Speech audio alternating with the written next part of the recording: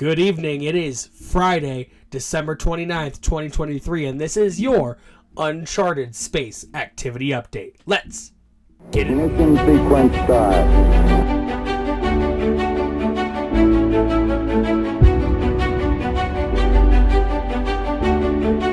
6,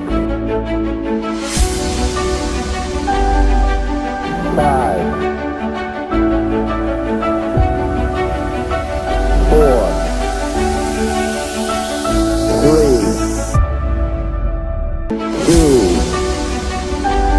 1, 0. All engine running.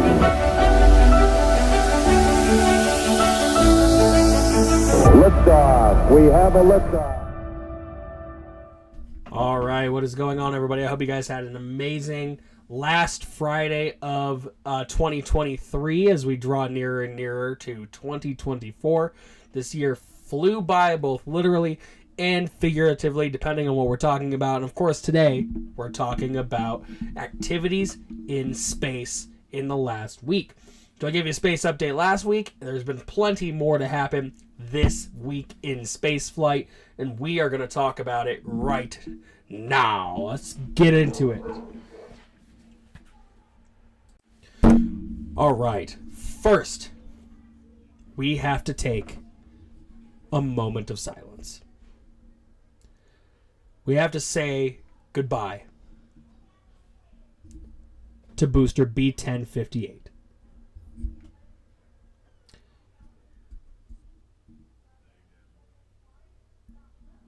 Thank you.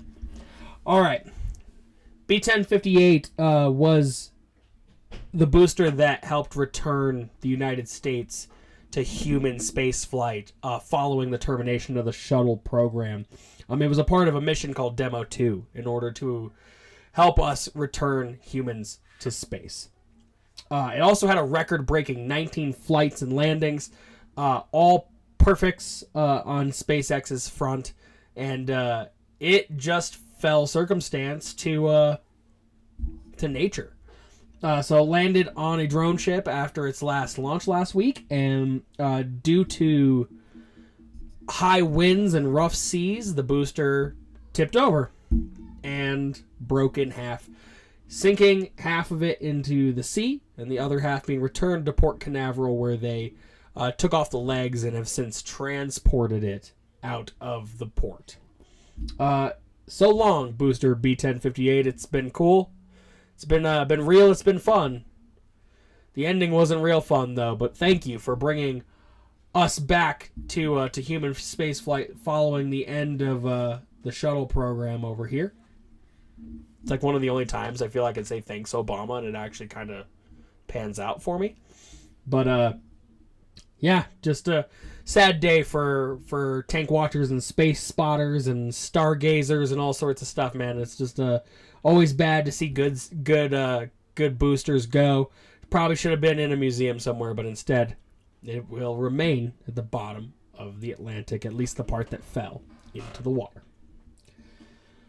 All right. Yesterday, December 28th, there was a doubleheader launch headlined by Falcon Heavy, which launched out of Cape Canaveral, Florida, for the USSF-52 X-38B spaceplane mission. This was a United States Space Force mission out of Port Canaveral. Part of the mission essentially is going to test the effects of radiation on seeds in outer space. Essentially, you'd have to cross through a belt of radiation if you're going to try to get to the moon or get to Mars. We have to bring seeds if we're going to go to Mars to try to terraform and colonize and have the ability to grow food if it is at all possible to do so. And so they're going to test what will happen through space flight on seeds, essentially. The other parts of the mission are deemed classified by the U.S. government, and I have heard that this space plane will be making passes over troubled areas of the world, including the Middle East. So, we can kind of assume that there's probably some spying going on, some up to no good going on. But The Space Force can obviously do what they want with their equipment. And during the launch, we actually couldn't even see the second stage take place, essentially, because they didn't want us to see any of the equipment during the second stage. This was followed by a Falcon 9 launch for Starlink 6-36, which carried Starlink satellites into low Earth orbit. This was another successful launch and landing onto a drone ship. The Falcon Heavy had both of its side boosters return to launch site, RTLS, and the core of Falcon Heavy was expended during this. There has not been any recoveries for cores for Falcon Heavy yet.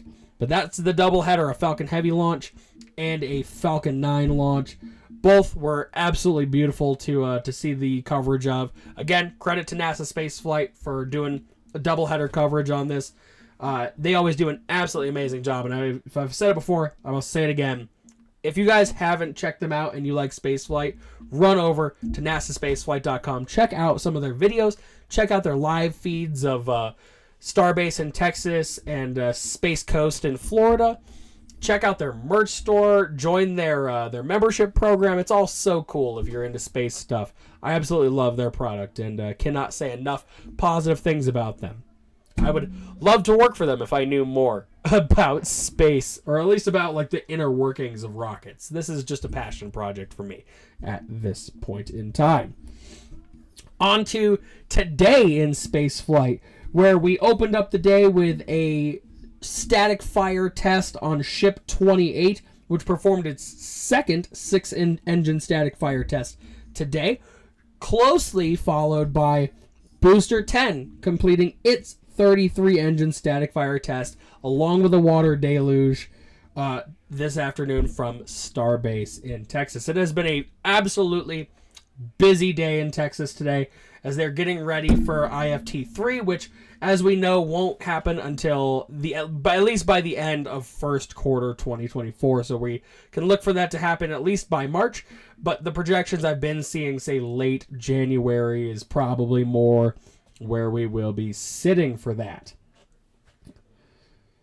All right. It's been an absolutely busy year in spaceflight altogether, with well over 90 launches, if you include all the Falcon 9 Starlink launches, the 5 Falcon Heavies, which is absolutely more than normal, and the 2 SpaceX launches. I think the exact count is 97 or 98, so they were just shy of 100, and the cadence is kicking up as next year they definitely are probably going to bull rush through that, especially as they start to test more ships and boosters. They're doing a lot of cryo testing and stuff over at Massey's to get IFT 4 and 5 ready, and its subsequent ships and boosters. I'm unsure as to which ones those are at this moment, but I will find out in the coming days. Let's all remember that IFT 1 happened in April, and that was Ship 24 and Booster 7.